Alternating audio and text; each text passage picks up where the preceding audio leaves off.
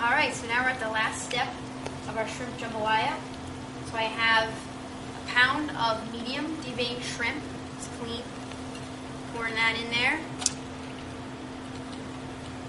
Alright, I'm going to stir it up. Very important, you do not overcook shrimp. I just want this shrimp to be opaque. I'm going to turn off the heat, and that'll be it. So, to finish the cooking, I'm going to cover the shrimp up and steam it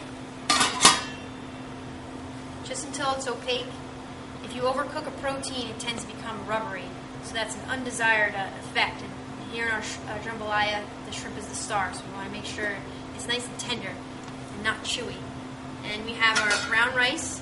Now, typically, you use traditionally a long grain white rice, but to keep things a little bit healthier, I chose a brown rice today. Equally as good, gives it a little bit maybe of a more of a nuttier flavor and texture. Let's give this a stir. Check on our shrimp. We're almost there. Give the rice a stir.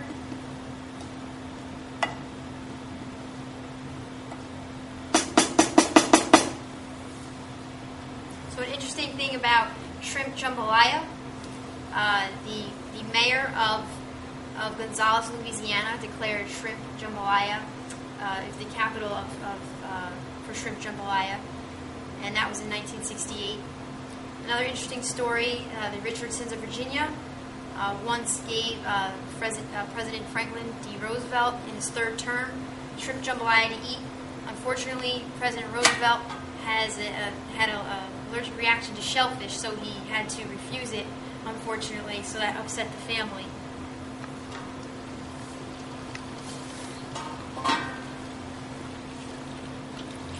Alright, our shrimp is cooked.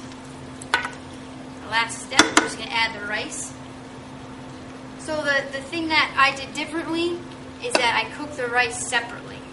That is a way that you can do jambalaya. However, the traditional way is to cook it in the same pot. But we're trying to do this cooking demo to teach people that you can make healthy meals rather quickly. So it's going to taste the same. The only difference is that when you cook the rice in with the meat and the fish, traditionally, it tends to thicken the dish. Instead of doing it that method, we have added tomato paste in here to achieve that same thickening effect. We're going to stir it up. The thing that makes jambalaya different than gumbo is that in a gumbo, you use okra and you put the dish over the rice.